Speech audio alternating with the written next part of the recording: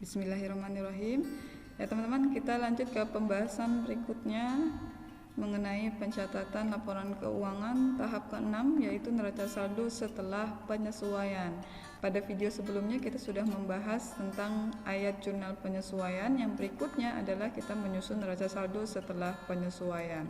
Nah, neraca saldo setelah penyesuaian itu atau yang disingkat dengan NSSP ya, adalah saldo-saldo buku besar setelah disesuaikan dengan keadaan akhir tahun atau keadaan saat menyusun laporan keuangan suatu usaha. Yang telah disesuaikan adalah nilai saldo-saldo tertentu dalam neraca saldo.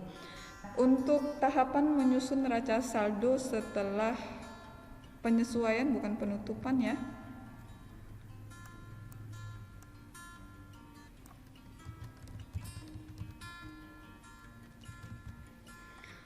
Oke, tahapannya apa saja? Tahapannya yang pertama adalah posting nilai akun yang ada pada jurnal penyesuaian ke dalam buku besar. Jadi, yang ada pada jurnal penyesuaian itu kita masukkan ke dalam buku besar. Kemudian, hitung saldo akhir pada buku besar untuk akun-akun yang mengalami penyesuaian tadi. Kemudian buat neraca saldo setelah penyesuaian seperti penyusunan neraca saldo pada tahap 4. Berarti untuk neraca saldo setelah penyesuaian ini format atau kolomnya sama saja dengan neraca saldo. Kemudian satu lagi yang lupa saya sampaikan adalah untuk ayat jurnal penyesuaian, kolom-kolom jurnal penyesuaian juga sama dengan kolom jurnal umum ya. Kita mulai ke prakteknya. Tahap yang pertama adalah posting akun-akun yang ada di jurnal penyesuaian ke dalam buku besar ya. Nah, ini di sebelah kiri, slide di layar sebelah kiri itu sudah saya buka sheet untuk buku besar ya. Nah, kita lihat untuk transaksi pertama dari jurnal penyesuaian yaitu biaya gaji. Nah, di sini kita cari buku besar untuk biaya gaji. Nah, di sini ada biaya gaji ya. Nah, biaya gaji sebesar 300.000 sebelah debit. Maka di sini kita boleh tambahkan 31 bulan Desember 2010 ya harusnya ya. Yaitu AJP. Ayat jurnal penyesuaian sebesar 300.000. Nah, maka saldo akhirnya adalah 3.300.000 untuk biaya gaji. Nah, ini yang dimaksud dengan penyesuaian ya. Kemudian yang berikutnya adalah hutang gaji. Kita lihat di buku besar kita apakah ada hutang gaji ya. Hutang gaji tidak ada. Kalau tidak ada, maka di sini boleh kita tambahkan. Saya copy, soalnya saya pastikan di sini ya. Ini kita ganti hutang gaji.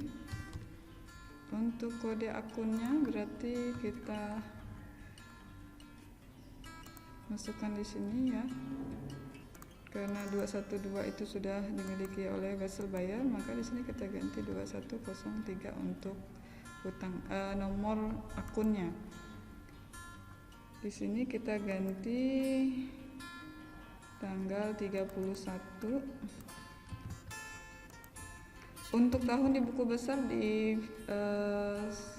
Excel saya tahunnya ada kesalahan ya, harusnya 2010 bukan 2020. Nah, ini kita ganti keterangannya dengan AJP. Nah, tadi hutang gajinya sebesar 300.000. Oke, 300.000 apakah sebelah debit? Bukan ya. Kalau kita lihat di AJP hutang gaji itu sebelah kredit, maka jangan dicatat sebelah debit. Ya, hutang gaji sebelah kredit sebesar 300.000 rupiah, maka untuk saldonya adalah 300.000 rupiah. Kemudian yang berikutnya adalah piutang bunga sebelah debit. Kita cek apakah di buku besar kita sudah ada piutang bunga. Oke, piutang bunga tidak ada, maka kita buat baru ya, ini copy saja. Untuk studi kasus di sini Ibu contohkan letakkan di bawah. Tapi kalau teman-teman mau nyisipkan di bawah piutang usaha juga boleh ya di Excelnya. Cuma kalau misalnya ketika kalian menyusun laporan keuangannya menggunakan pencatatan di buku ya, atau istilahnya manual atau konvensional, maka untuk penambahannya tetap di bawah ya, tidak bisa menyisipkan di bawah piutang usaha tadi, tetap menyisipkannya di halaman paling bawah ya. Itu tidak masalah, yang penting nomor akunnya berurutan. 1102 itu untuk piutang usaha. Kita cek untuk harta piutang usaha itu piutang bunga itu masuk ke harta. 103 itu sudah ada, maka di sini kita masukkan 1104. Oke.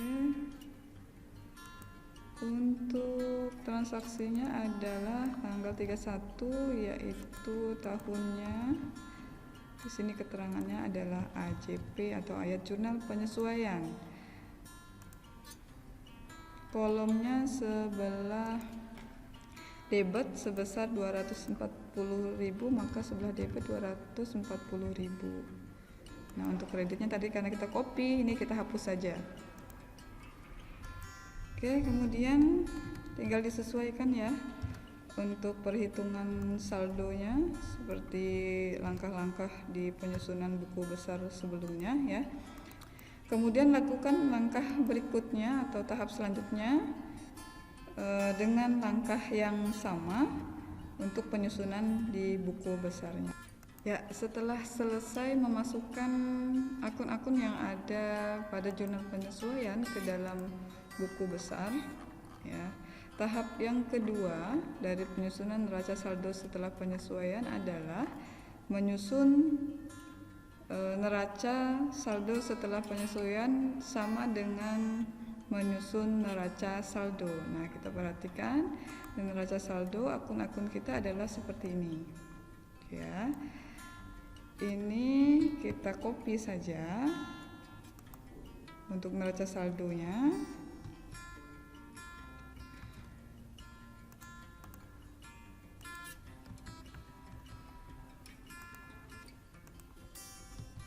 Kita copy neraca saldo, tetapi ketika tadi kita menyusun jurnal penyesuaian, kita memposting akun-akun yang ada di jurnal penyesuaian ke dalam buku besar, sehingga di buku besar sudah ada perubahan atau proses update baik itu ada akun-akun di buku besar yang ditambah ataupun ada saldo yang berubah. Nah, ini tinggal kita cek satu-satu ya.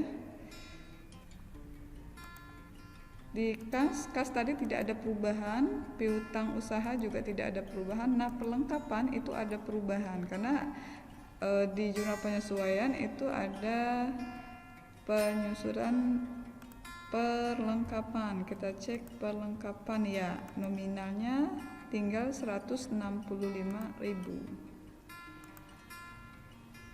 Maka di sini kita ganti 165.000. Selanjutnya kita buka kembali buku besar, yaitu setelah perlengkapan itu ada buku besar peralatan. Untuk peralatan saldo akhirnya adalah 8 juta. Kita cek perlengkapan sama ya, 8 juta. Kemudian cek lagi untuk akun buku besar berikutnya adalah kendaraan 36 juta. Sudah sama 36 juta. Kemudian hutang usaha saldonya 0.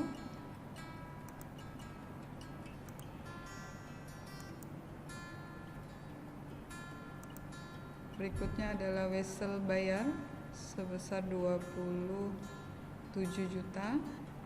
Juga sama, kemudian modal juga sama, prive juga sama, tidak ada perubahan.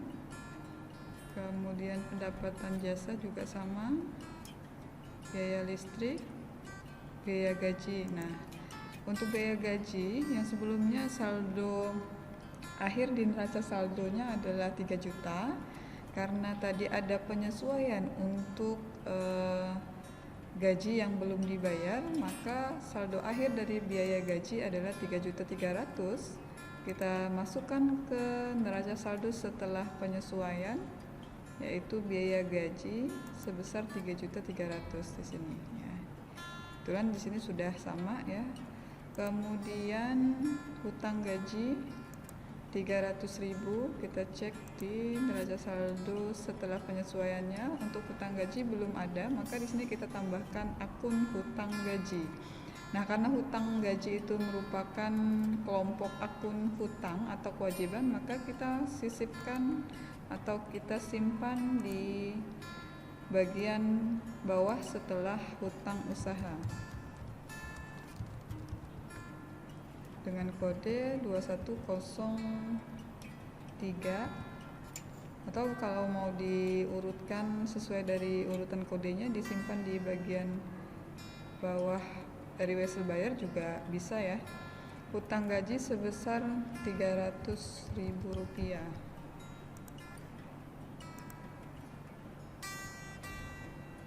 Buku besar berikutnya atau akun berikutnya adalah piutang bunga sebesar 240.000.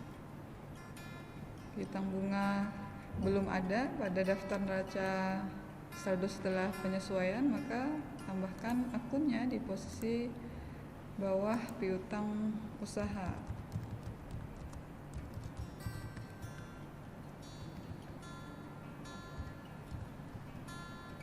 Sebesar 240.000. Kemudian yang berikutnya adalah pendapatan bunga sebesar 240.000. Pendapatan kita posisikan di kelompok pendapatan setelah pendapatan jasa.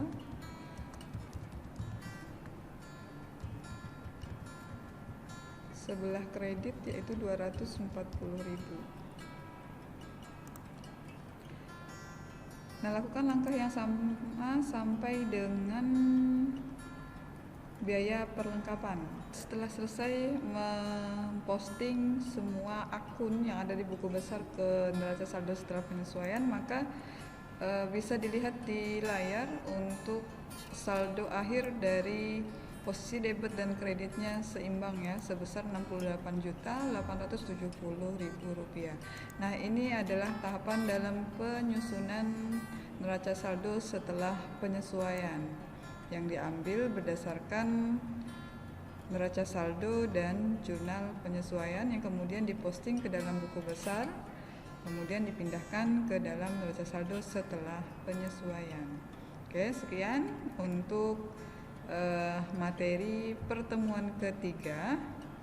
Selanjutnya untuk video berikutnya yaitu mengenai pembahasan dari materi pertemuan keempat yaitu neraca lajur. Akhir kata, terima kasih. Assalamualaikum warahmatullahi wabarakatuh.